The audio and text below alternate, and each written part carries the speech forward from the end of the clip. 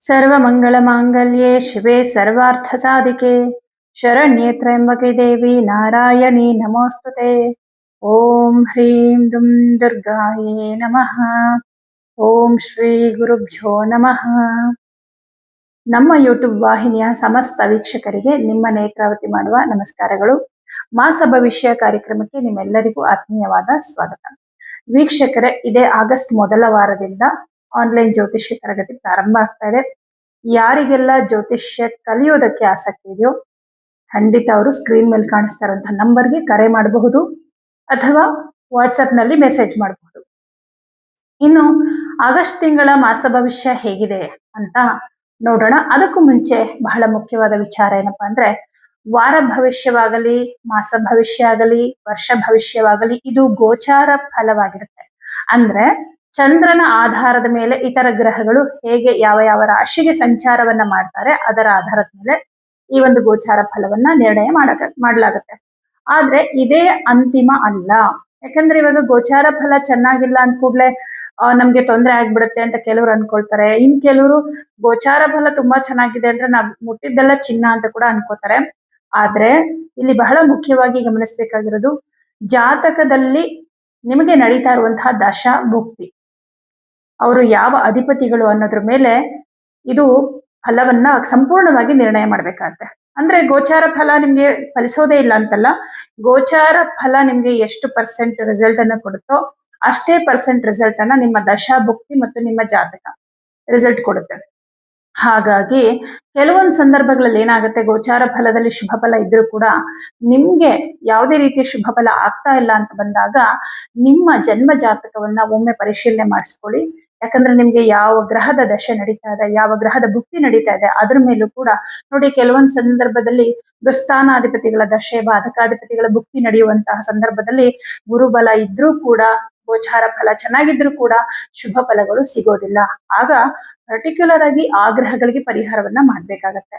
ಹಾಗಾಗಿ ಆ ರೀತಿ ಏನಾದ್ರೂ ಫಲಗಳಲ್ಲಿ ವ್ಯತ್ಯಾಸಗಳು ಕಂಡು ಬರ್ತಾ ಇದೆ ಅಂದ್ರೆ ನೀವು ಖಂಡಿತ ನಿಮ್ಮ ಡೇಟ್ ಆಫ್ ಬರ್ತ್ ಟೈಮ್ ಅನ್ನ ವಾಟ್ಸಪ್ ಮೂಲಕ ಕಳಿಸಿ ಕರೆ ಮಾಡಿ ನಿಮ್ಮ ಜಾತಕವನ್ನ ಪರಿಶೀಲನೆ ಮಾಡಿಸ್ಕೊಳ್ಬಹುದು. ಹಾಗೆ ನೀವು ಕರೆ ಮಾಡ್ಬೇಕಾಗಿರುವಂತಹ ನಂಬರ್ ನಿಮ್ಗೆ ಸ್ಕ್ರೀನ್ ಮೇಲೆ ಕಾಣಿಸ್ತಾ ಇದೆಯಲ್ಲ, ಇದೇ ನಂಬರ್ಗೆ ನೀವು ಕರೆ ಮಾಡಿ ನಿಮ್ಮ ಜಾತಕ ಪರಿಶೀಲನೆ ಮಾಡಿಸ್ಕೋಬಹುದಾಗಿದೆ. ಇನ್ನು ಆಗಸ್ಟ್ ತಿಂಗಳ ಮಾಸ ಭವಿಷ್ಯ ಹೇಗಿದೆ ಅಂತ ನೋಡೋಣ. ವೃಷಭ ರಾಶಿ. ವೃಷಭ ರಾಶಿಯವರಿಗೆ ನಿಮ್ಮ ರಾಶ್ಯಾಧಿಪತಿ ಆದ ಶುಕ್ರ ಗ್ರಹ ನೀಚನಾಗಿ ಪಂಚಮ ಸ್ಥಾನದಲ್ಲಿ ಕುತ್ಕೊಂಡಿದ್ದಾನೆ. ಲಾಭದಲ್ಲಿ ಶನಿ ಕೂತಿದ್ರು ಕೂಡ, ಶನಿಯ ದೃಷ್ಟಿ ಶುಕ್ರನ ಮೇಲಿದ್ರು ಕೂಡ ಶುಕ್ರನೇ ನೀಚನಾಗಿ ಸ್ಥಿತನಾಗಿರೋದ್ರಿಂದ ಬಹಳ ಮುಖ್ಯವಾಗಿ ಕೆಲವು ಸಮಸ್ಯೆಗಳು ಈ ತಿಂಗಳಲ್ಲಿ ನಿಮ್ಗೆ ಬರುತ್ತೆ. ಕೆಲವೊಂದು ವಿಚಾರದಲ್ಲಿ ಬಹಳ ಎಚ್ಚರಿಕೆಯಿಂದ ಇರ್ಬೇಕಾಗುತ್ತೆ. ರಾಶ್ಯಾಧಿಪತಿ ನೀಚನಾಗಿರುವ ಕಾರಣ ಬೇಡವಾದ ಆಲೋಚನೆಗಳು ನಿಮ್ಗೆ ಉಂಟಾಗುತ್ತೆ. ಮನಸ್ಸಿಗೆ ಸಮಾಧಾನ ಇಲ್ಲ, ಆತಂಕಗಳು ಹೆಚ್ಚಾಗುತ್ತೆ, ನಿಮ್ಮಲ್ಲಿರುವಂತಹ ಆತ್ಮವಿಶ್ವಾಸ ಕಮ್ಮಿ ಆಗತ್ತೆ, ಮುಂದಿನ ಜೀವನದ ಬಗ್ಗೆ ಭಯ ಇತ್ಯಾದಿಗಳು ಹೆಚ್ಚಾಗತ್ತೆ. ನಿಮ್ಮ ವ್ಯಕ್ತಿತ್ವಕ್ಕೆ ಧಕ್ಕೆ ಬರುವಂತಹ ಸನ್ನಿವೇಶಗಳು ಉಂಟಾಗಬಹುದು. ಈ ರೀತಿ ಒಂದಷ್ಟು ಅಶುಭ ಫಲಗಳು. ಇದರ ಜೊತೆಗೆ ನಿಮ್ಮ ಆರೋಗ್ಯ, ಮಾನಸಿಕ ಆರೋಗ್ಯದಲ್ಲಿಯೂ ಸ್ವಲ್ಪ ಸಮಸ್ಯೆ, ಹಾಗೆ ದೈಹಿಕ ಆರೋಗ್ಯದಲ್ಲಿ ಕೂಡ ಸಮಸ್ಯೆಗಳು ಉಂಟಾಗುತ್ತೆ. ಈಗಾಗಲೇ ಅನಾರೋಗ್ಯ ಸಮಸ್ಯೆಗಳಿಂದ ಏನಾದ್ರೂ ಬಳಲ್ತಾ ಇದ್ರೆ ಆ ಸಮಸ್ಯೆಗಳು ಇನ್ನೂ ಜಾಸ್ತಿ ಆಗೋ ಸಾಧ್ಯತೆ ಇದೆ. ಏನೂ ತೊಂದರೆ ಇಲ್ಲ, ಚೆನ್ನಾಗಿದ್ದೀರಾ ಅಂದ್ರೂ ಕೂಡ ಸ್ವಲ್ಪ ಅನಾರೋಗ್ಯ ಸಮಸ್ಯೆ ಈ ತಿಂಗಳಲ್ಲಿ ಖಂಡಿತವಾಗ್ಲೂ ಇರುತ್ತೆ. ದ್ವಿತೀಯಾಧಿಪತಿ ತೃತೀಯ ಭಾವದಲ್ಲಿ ಸ್ಥಿತನಾಗಿರೋದ್ರಿಂದ ಹಣಕಾಸಿನ ವಿಚಾರದಲ್ಲಿ ದುಡ್ಡು ಬರುತ್ತೆ, ಆದ್ರೆ ನಿಲ್ಲಲ್ಲ. ಹಣವನ್ನ ಉಳಿತಾಯ ಮಾಡಕ್ಕಾಗಲ್ಲ. ಹಣ ಉಳಿತಾಯ ಮಾಡ್ಕೋಬೇಕು ಅಂತ ಏನೇನೋ ಮಾಡಿ ಖರ್ಚು ಮಾಡ್ದಂಗೆ ಕಷ್ಟಪಟ್ಟು ಸೇವಿಂಗ್ಸ್ ಅಂತ ಮಾಡ್ಕೋತೀರಾ, ಆಮೇಲೆ ಸಡನ್ ಆಗಿ ಯಾವುದೋ ಒಂದು ಖರ್ಚು ಬಂದ್ಬಿಡುತ್ತೆ. ಹಣ ಎಲ್ಲ ತಗೊಂಡಾಗ ಎಲ್ಲ ಹಾಕ್ಬೇಕಾಗತ್ತೆ. ಬಹಳ ಅನಿವಾರ್ಯವಾದ ಖರ್ಚು ಅದಾಗಿರುತ್ತೆ. ಈ ರೀತಿ ನಿಮ್ಗೆ ಹಣಕಾಸಿನ ವಿಷಯದಲ್ಲಿ ಒಂಥರ ಏರುಪೇರು ತುಂಬಾ ಜಾಸ್ತಿ ಇರುತ್ತೆ ಅಂತ ಹೇಳ್ಬೋದು. ಆದ್ರೆ ದುಡ್ಡಿನ ಸಮಸ್ಯೆ ಅಂತ ಬರಲ್ಲ, ಯಾಕಂದ್ರೆ ಧನಾಧಿಪತಿ ಗುರುವಿನ ಜೊತೆನಲ್ಲಿರೋದ್ರಿಂದ ಆ ಟೈಮ್ಗೆ ನಿಮ್ಗೆ ಏನ್ ಬೇಕೋ ಹಣಕಾಸಿನ ವ್ಯವಸ್ಥೆ ಅಂತೂ ಆಗುತ್ತೆ, ಆದ್ರೆ ಉಳಿತಾಯ ಮಾಡ್ಕೊಳಕ್ ಆಗಲ್ಲ. ಹಾಗೆ ಚತುರ್ಥ ಭಾವದಲ್ಲಿ ರವಿ ಮತ್ತು ಕೇತು ಗ್ರಹ, ಎರಡು ಗ್ರಹಗಳಿದ್ದಾರೆ ನೋಡಿ. ರವಿ ಚತುರ್ಥ ಭಾವದಲ್ಲಿರೋದು ಶುಭ, ಆದ್ರೆ ರವಿಯ ಜೊತೆಯಲ್ಲಿ ಕೇತು ಇರೋದು ಅಶುಭ. ಯಾವ ವಿಚಾರಕ್ಕೆ ಅಶುಭ ಅಂದ್ರೆ ಆಸ್ತಿಯ ವಿಚಾರದಲ್ಲಿ. ಅಂದ್ರೆ ಮನೆ ತಗೋಬೇಕು, ವಾಹನ ತಗೋಬೇಕು, ನಿವೇಶನವನ್ನ ತಗೋಬೇಕು ಅಂತ ಏನಾದ್ರೂ ಅನ್ಕೊಂಡಿದ್ರೆ ಇದು ಸೂಕ್ತವಾದ ಸಮಯ ಅಲ್ಲ. ರಾಶ್ಯಾಧಿಪತಿ ಶುಕ್ರ ಕೂಡ ನೀಚನಾಗಿರೋದ್ರಿಂದ ಇದು ಅಷ್ಟು ಸೂಕ್ತವಾದ ಸಮಯ ಅಲ್ಲ. ಆದ್ರೆ ಯಾವುದೇ ಒಂದು ಆಸ್ತಿಯನ್ನ ಮಾರಾಟ ಮಾಡುವಂತಹ ವಿಚಾರ ಏನಾದ್ರೂ ಇದ್ರೆ, ನೀವೇನಾದ್ರೂ ಪ್ರಾಪರ್ಟಿ ಸೇಲ್ಗೆ ಇಟ್ಟಿದ್ದೀರಾ ಅಂತಂದ್ರೆ ಆ ವಿಚಾರವಾಗಿ ಇದು ತುಂಬಾ ಒಳ್ಳೆಯ ಸಮಯ.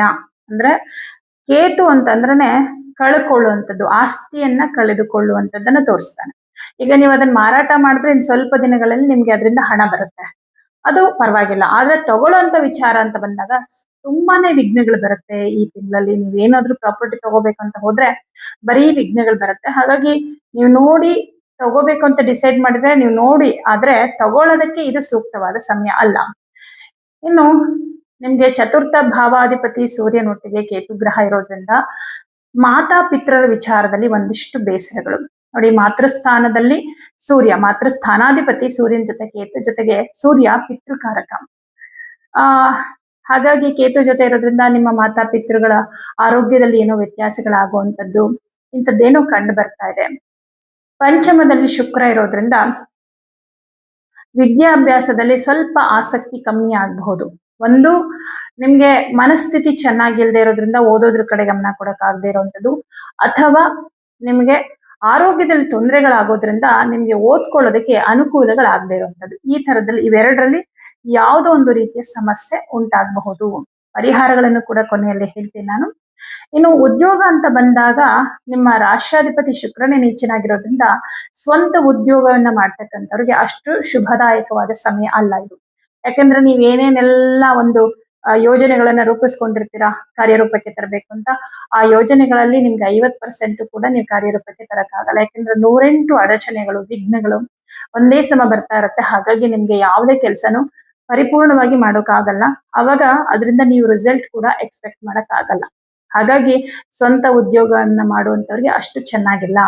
ಆದ್ರೆ ಪಾರ್ಟ್ನರ್ಶಿಪ್ ಅಲ್ಲಿ ಬಿಸ್ನೆಸ್ ಮಾಡೋರಿಗೆ ತುಂಬಾ ಚೆನ್ನಾಗಿದೆ. ಯಾಕಂದ್ರೆ ನಿಮ್ಮ ಪಾರ್ಟ್ನರ್ ಅಧಿಪತಿ ಮಂಗಳ ಗ್ರಹ ನಿಮ್ಮ ರಾಶಿನಲ್ಲೇ ಕುತ್ಕೊಂಡಿರೋದ್ರಿಂದ ಅವರ ಕಡೆಯಿಂದ ಕೆಲಸಗಳು ನಿಲ್ಲದೆ ಮುಂದೆ ಸಾಗ್ತಾ ಹೋಗುತ್ತೆ. ಹಾಗಾಗಿ ಸ್ವಲ್ಪ ಸ್ವಂತವಾಗಿ ಬಿಸ್ನೆಸ್ ಮಾಡೋರು ನಿಮ್ಮ ಬಿಸ್ನೆಸ್ ಕಡೆ ಆದಷ್ಟು ಗಮನ ಕೊಡಿ. ಇನ್ನು ಬೇರೆಯವರ ಕೈ ಕೆಳಗೆ ಕೆಲಸ ಮಾಡೋರ್ಗೂ ಅಷ್ಟೇ ಕೆಲಸದಲ್ಲಿ ಸ್ವಲ್ಪ ಕಿರಿಕಿರಿ, ನಿಮ್ಮ ಸಹೋದ್ಯೋಗಿಗಳಿಂದ ಕಿರಿಕಿರಿ, ಮೇಲಧಿಕಾರಿಗಳಿಂದ ಸ್ವಲ್ಪ ಬೇಸರ ಆಗ್ಬಹುದು, ಅಥವಾ ವರ್ಕ್ ಪ್ರೆಷರ್ ಜಾಸ್ತಿ ಆಗ್ಬಹುದು, ಅಥವಾ ನಿಮಗೆ ಗೊತ್ತಿಲ್ಲದೆ ಇರುವಂತಹ ಅಥವಾ ನಿಮಗೆ ತುಂಬಾ ಕಷ್ಟ ಆಗುವಂತಹ ಕೆಲಸವನ್ನ ಕೊಡ್ಬೋದು. ಅದೊಂಥರ ಟಾಸ್ಕ್ ಅನ್ನೋ ರೀತಿಯಲ್ಲಿ ನಿಮ್ಗೆ ಕಷ್ಟವಾಗಿರುತ್ತೆ. ಈ ತರದ್ದೇನೋ ಒಂದು ಉದ್ಯೋಗದಲ್ಲಿ ಸ್ವಲ್ಪ ಸಮಸ್ಯೆಗಳು ಉಂಟಾಗುತ್ತೆ. ಆದ್ರೆ ಸರ್ಕಾರಿ ಉದ್ಯೋಗದಲ್ಲಿರುವಂತವ್ರಿಗೆ ಅಂಥ ದೊಡ್ಡ ಮಟ್ಟದ ಸಮಸ್ಯೆ ಏನಿಲ್ಲ, ಕೆಲವು ಬದಲಾವಣೆಗಳಾಗುವ ಸಾಧ್ಯತೆಗಳಿದೆ. ಹಾಗೆ ಪ್ರೈವೇಟ್ ಕಂಪನಿಗಳಲ್ಲಿ ಕೆಲಸ ಮಾಡುವಂತವ್ರು ಏನಾದ್ರೂ ಒಂದು ಚೇಂಜಸ್ ಅಂದ್ರೆ ವರ್ಗಾವಣೆಗೋಸ್ಕರ ಬೇರೆ ಜಾಬ್ ಟ್ರೈ ಮಾಡ್ತಾ ಇದ್ದೀರಾ ಅಂತಂದ್ರೆ ಈ ಒಂದು ತಿಂಗಳಲ್ಲಿ ಯಾವುದೇ ನಿರ್ಧಾರ ತಗೋಬೇಡಿ. ನೀವು ಉದ್ಯೋಗ ಬದಲಾಯಿಸೋದಕ್ಕೆ 100% ಮನಸ್ಸು ಮಾಡ್ಬಿಡ್ತೀರಾ, ಕೆಲಸ ಚೇಂಜ್ ಮಾಡ್ಲೇಬೇಕು ಅಂತ. ಖಂಡಿತ ಕೆಲಸ ಬದಲಾವಣೆ ಮಾಡ್ಬೇಡಿ. ನೀವು ಈ ತಿಂಗಳಲ್ಲಿ ಏನಾದ್ರು ಕೆಲಸ ಬಿಟ್ರೆ ಒಂದಷ್ಟು ದಿನ ಕೆಲಸ ಇಲ್ಲದೆ ಕೂತ್ಕೋಬೇಕಾಗತ್ತೆ. ಹಾಗಾಗಿ ಉದ್ಯೋಗದ ವಿಷಯದಲ್ಲಿ ಯಾವುದೇ ಪ್ರಮುಖ ನಿರ್ಧಾರಗಳನ್ನ ಮಾಡಬೇಡಿ. ಇಲ್ಲ ಪ್ರಮುಖವಾಗಿ ಒಂದು ನಿರ್ಧಾರ ಮಾಡ್ಲೇಬೇಕು, ನನ್ ಕೆಲಸ ಹೋಗ್ತಾ ಇದೆ ಅಥವಾ ನನ್ ಕೆಲಸ ಬಿಡ್ಲೇಬೇಕು ಅಂತಿದ್ರೆ ಅಂತ ಟೈಮಲ್ಲಿ ನಿಮ್ಮ ಜಾತಕ ಪರಿಶೀಲನೆ ಮಾಡಿಸ್ಕೊಳ್ಳಿ. ಮತ್ತೆ ಯಾವಾಗ ಉದ್ಯೋಗ ಸಿಗುತ್ತೆ ಅಥವಾ ಬೇಗ ಉದ್ಯೋಗ ಸಿಗೋದಕ್ಕೆ ಏನ್ ಪರಿಹಾರ ಮಾಡ್ಬೇಕು ಅಂತ ಸೂಕ್ತವಾಗಿ ತಿಳ್ಕೊಂಡು ಜಾತಕದ ಪ್ರಕಾರವಾಗಿ ಪರಿಹಾರವನ್ನ ಮಾಡ್ಕೊಳ್ಳಿ. ಇನ್ನು ಭಾಗ್ಯಾಧಿಪತಿ ಮತ್ತು ದಶಮಾಧಿಪತಿಯಾದ ಶನಿ ಗ್ರಹ ಲಾಭದಲ್ಲಿ ಸ್ಥಿತನಾಗಿದ್ದಾನೆ. ತಕ್ಕ ಮಟ್ಟಿಗೆ ನಿಧಾನವಾಗಿ ಸ್ವಲ್ಪ ಅನುಕೂಲವನ್ನ ಮಾಡ್ಕೊಡ್ತಾನೆ. ಆದ್ರೆ ಅದು ಏನಾಗತ್ತೆ ಅಂದ್ರೆ ಅನಿವಾರ್ಯತೆ ಅಷ್ಟೇ, ಅದು ಅವಶ್ಯಕತೆಗೆ ಅಷ್ಟೇ ಆಗಿರುತ್ತೆ. ನಿಮ್ಮ ಒಂದು ಶ್ರಮ, ನಿಮ್ಮ ಒಂದು ಕಲೆ ಅಥವಾ ನಿಮ್ಗಿರುವಂತಹ ಜ್ಞಾನ ಇದಕ್ಕೆ ಸರಿಸಮನಾದಂತಹ ಒಂದು ಏಳಿಗೆ ಸಿಗ್ತಾ ಇಲ್ಲ ಅನ್ನೋ ಬೇಸರ ಅಂತೂ ಖಂಡಿತ ಇದ್ದಿರುತ್ತೆ. ಯಾಕಂದ್ರೆ ತುಂಬಾ ಹಾರ್ಡ್ ವರ್ಕ್ ಮಾಡ್ತೀರಾ, ನಿಮ್ಮ ರಾಶಿಯಲ್ಲಿ ಬೇರೆ ಕುಜ ಇರೋದ್ರಿಂದ ತುಂಬಾ ಟೆನ್ಷನ್ ತಗೊಂಡು ಒದ್ದಾಡ್ಕೊಂಡು ಕಷ್ಟಪಟ್ಟು ಕೆಲಸ ಮಾಡ್ತೀರಾ. ಓನ್ ಬಿಸ್ನೆಸ್ ಆಗಿರ್ಬಹುದು, ಬೇರೆಯವ್ರ ಕೈ ಕೆಲಸ ಮಾಡ್ತಿರ್ಬೋದು, ಯಾವುದೇ ವೃತ್ತಿ ಆಗಿದ್ರು ಅಷ್ಟೇ ತುಂಬಾ ಕಷ್ಟಪಟ್ಕೊಂಡು ಟೆನ್ಷನ್ ತಗೊಂಡು ಕೆಲಸ ಮಾಡ್ತೀರಾ. ಅದಕ್ಕೆ ತಕ್ಕಂತ ರಿಸಲ್ಟ್ ಸಿಗದೆ ಇದ್ದಾಗ ಸ್ವಲ್ಪ ಬೇಸರ ಆಗುತ್ತೆ ನಿಮ್ಗೆ. ಹಾಗಾಗಿ ಸ್ವಲ್ಪ ಶುಕ್ರನಿಗೆ ಪರಿಹಾರವನ್ನ ಮಾಡ್ಕೊಳ್ಳಿ. ಇನ್ನು ಸರ್ಕಾರಿ ಉದ್ಯೋಗದಲ್ಲಿರುವಂತವ್ರಿಗೆ ಕೆಲವು ಬದಲಾವಣೆಗಳಿರುತ್ತೆ ಕೆಲಸದ ವಿಷಯದಲ್ಲಿ. ವಾಕ್ಸ್ಥಾನಾಧಿಪತಿ ತೃತೀಯ ಭಾವದಲ್ಲಿದ್ದಾನೆ, ತೊಂದರೆ ಏನಿಲ್ಲ, ಮಾತಿನ ವಿಷಯದಲ್ಲಿ ಏನು ಸಮಸ್ಯೆ ಇಲ್ಲ. ಆದ್ರೆ ಇಲ್ಲಿ ಬುಧ ಅಸ್ತನಾಗಿರುವ ಕಾರಣ, ನಿಮ್ಮ ರಾಷ್ಟ್ರಾಧಿಪತಿ ನೀಚನಾಗಿರುವ ಕಾರಣ ಕೆಲವು ಸಂದರ್ಭಗಳಲ್ಲಿ ಮಾತಾಡ್ಲೇಬೇಕಾದಂತ ಸಂದರ್ಭಗಳಲ್ಲಿ ನೀವು ಏನೂ ಮಾತಾಡದೆ ಮೌನವಾಗುವಂಥದ್ದು ನಿಮಗೆ ನಷ್ಟವನ್ನ ಉಂಟು ಮಾಡುತ್ತೆ. ಯಾಕೆ ಮೌನ ಆಗ್ತೀರಾ ಅಂದ್ರೆ ನಿಮ್ಗೆ ಮಾತಾಡೋದಕ್ಕೆ ಕಾನ್ಫಿಡೆನ್ಸ್ ಬರಲ್ಲ. ವಾಕ್ಸ್ಥಾನಾಧಿಪತಿ ಅಸ್ತನಾಗಿರೋದು ಒಂದು ವಿಚಾರ ಆದ್ರೆ, ನಿಮ್ಮ ರಾಷ್ಟ್ರಾಧಿಪತಿ ನೀಚನಾಗಿರೋದು ನಿಮ್ಗೆ ಆ ಒಂದು ಧೈರ್ಯವನ್ನ ಕೊಡೋದಿಲ್ಲ. ಈಗ ಮಾತಾಡೋದು ಬೇಡ, ನಾಳೆ ಮಾತಾಡ್ತೀನಿ, ಮುಂದಿನ ಸಲ ಮಾತಾಡ್ತೀನಿ, ನೆಕ್ಸ್ಟ್ ಟೈಮ್ ಮಾತಾಡ್ತೀನಿ ಅನ್ಕೊಂಡು ನಿಮ್ಗೆ ಏನೋ ಒಂದು ಅವತ್ ನೀವು ಮಾತಾಡಿದ್ರೆ ಏನೋ ಒಂದು ನಿಮ್ಗೆ ಅನುಕೂಲ ಆಗ್ತಿತ್ತು, ಆ ಅನುಕೂಲ ನಿಮ್ಗೆ ಮಿಸ್ ಆಗೋ ತರ ಆಗ್ಬಿಡುತ್ತೆ. ಅಂದ್ರೆ ಮಾತು ತುಂಬಾ ಮುಖ್ಯವಾಗಿದೆ. ಈ ತಿಂಗಳಿನಲ್ಲಿ ನೀವು ಮಾತನ್ನ ಕಟ್ಟ ಹಾಕ್ಬೇಡಿ. ನೀವೇನ್ ಹೇಳ್ಬೇಕು, ನಿಮ್ಮ ಅಭಿಪ್ರಾಯಗಳನ್ನ ಏನು ಹಂಚ್ಕೋಬೇಕು, ಅಥವಾ ಉದ್ಯೋಗದ ಬಗ್ಗೆ ನಿಮ್ಮ ಮೇಲಧಿಕಾರಿಗಳ ಹತ್ರ ಮಾತಾಡ್ಬೇಕು ಅಂತಿದ್ರೆ ಖಂಡಿತ ಮಾತಾಡಿ. ಯಾಕೆ ಅಂದ್ರೆ ವಾಕ್ಸ್ಥಾನಾಧಿಪತಿ ಜೊತೆ ಗುರು ಇದ್ದಾನೆ, ನಿಮ್ಗೆ ಕೆಟ್ಟದ್ ಮಾಡಲ್ಲ. ವಾಕ್ಸ್ಥಾನಾಧಿಪತಿ ಜೊತೆ ಇರುವಂತ ಗುರು ನಿಮ್ಗೆ ಲಾಭಾಧಿಪತಿ. ಸೊ ಏನ್ ತೋರ್ಸುತ್ತಿದು? ದಶಮಾಧಿಪತಿ ಲಾಭದಲ್ಲಿದ್ದಾನೆ, ಲಾಭಾಧಿಪತಿ ವಾಕ್ಸ್ಥಾನಾಧಿಪತಿ ಜೊತೆ ಇದ್ದಾಗ ಮಾತಿನಿಂದ ನಿಮ್ಗೇನೋ ಒಂದು ಲಾಭ ಆಗುತ್ತೆ ಅನ್ನೋ ವಿಚಾರವನ್ನ ಇದು ತೋರಿಸುತ್ತೆ. ಹಾಗಾಗಿ ಯಾವುದೇ ಒಂದು ಆತಂಕವನ್ನ ಇಟ್ಕೊಳ್ದೆ ಖಂಡಿತ ನೀವು ಮಾತನಾಡಿ. ಹಣಕಾಸಿನ ವಿಷಯದಲ್ಲಿ ತಕ್ಕ ಮಟ್ಟಿಗೆ ಪರವಾಗಿಲ್ಲ, ದುಡ್ಡು ಬರುತ್ತೆ, ಖರ್ಚಾಗತ್ತೆ, ಯಾಕಂದ್ರೆ ಚಂದ್ರನ ಮನೇಲಿರೋದ್ರಿಂದ. ಆದ್ರೆ ಎಲ್ಲದಕ್ಕಿಂತ ಮನಃಶಾಂತಿ ಇಲ್ಲ. ನನ್ಗೇನೋ ಒಂದು ನಾನು ಅನ್ಕೊಂಡಂತೆ ನನ್ನ ಲೈಫ್ ನಡೀತಾ ಇಲ್ಲ, ಈ ತರದ್ ಏನೋ ಒಂದು ಭವಿಷ್ಯದ ಬಗ್ಗೆ ಸಿಕ್ಕಾಪಟ್ಟೆ ಭಯ.